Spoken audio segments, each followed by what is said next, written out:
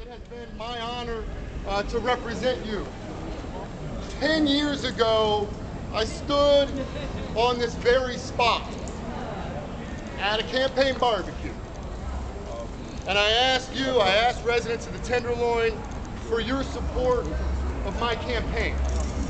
Now, there were pundits and there were power brokers that were saying that activist, he didn't have a chance, that it couldn't be done. Don't throw your vote away. That's right. That's what they were saying. As a matter of fact, I remember the newspaper articles that summer in 2000 about this race in District 6, didn't even mention my name. But I had an idea.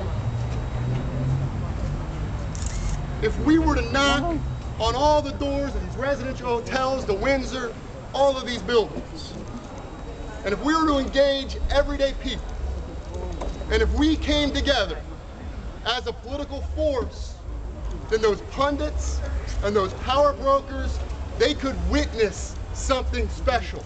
They never could understand it, but they could witness it. So that's what we did. We knocked on thousands of doors. We made tens of thousands of phone calls. And when I say we, it was us. Yeah. It wasn't folks from, the Democratic Party or, this club or that club or the establishment. It was people living in residential hotels and seniors in the senior buildings. Yeah.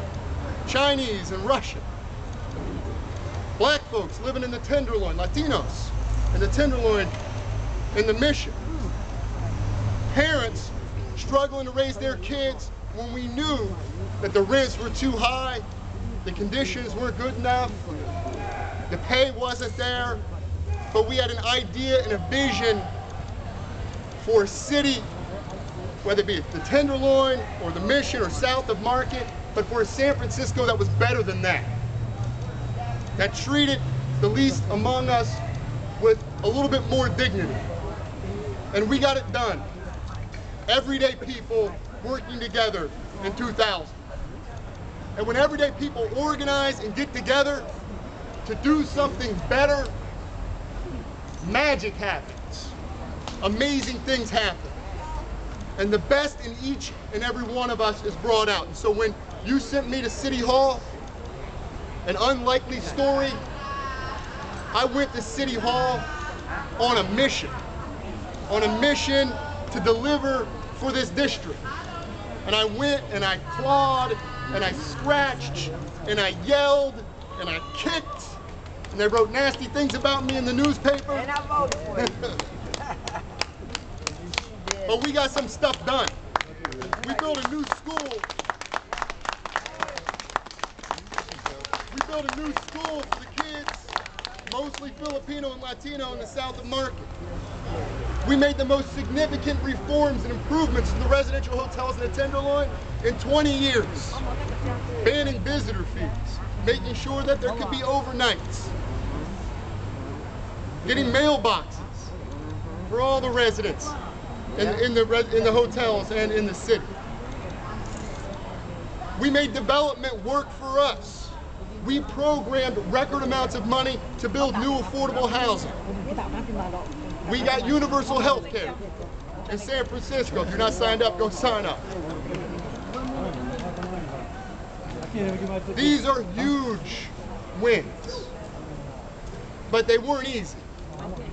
And the powers that be fought me and fought us every step of the way. And I talked about sometimes how amazing things happen when we come together and organize. The amazing things aren't just those victories that we won at City Hall. Amazing things happen, like when James Keyes showed up in my office. Living at the Ritz Hotel, not the Ritz-Carlton Hotel. That's a different Ritz Hotel. He lived at the Ritz Hotel in the Tenderloin. Showed up in my office, said, "What can I do?" Ended up running my office. He was the face of the Daly office for nearly 4 years, reaching out to constituents, helping to organize with tenants at Trinity Plaza who were threatened with eviction, working on constituent issues in the Tenderloin, bed bugs, you name it. You name the issue. He was my face man, my right-hand man. Amazing things happen when everyday people get together and organize. So as I stand here 10 years later and ask you to vote for an activist, ask you to vote for someone who the pundits and the power brokers have already said can't win this race, I'm asking you to do something special.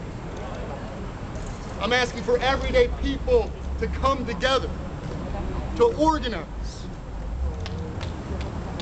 and not just to elect James Keys as the next District 6 Supervisor.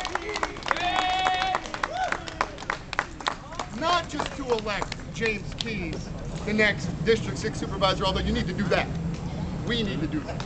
You got that coming. But to change the conventional wisdom, to show those pundits and power brokers that this is not their city, that this is our city. It belongs to us. And the District 6 Supervisor seat, you know what they call it? They call it Daly's seat. Daly's seat. That's how little they understand. That ain't my seat. I'm happy to sit in it, and I am proud to have represented you for the last 10 years. But that seat is not my seat.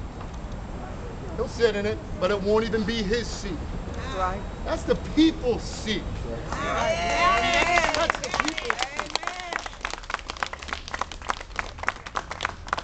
So they don't get to tell the people who gets to sit in that seat. The people get to decide. That's right. That's the way it is. That's the way it is in San Francisco. That's definitely the way it is in District 6 and in the Tenderloin. Now, James Keys, in his own right, has done remarkable things. I've talked about his work in my office as the face of my office, of our office, at the front desk, dealing with the constituent issues, working on community organizing, like our president. But James has also led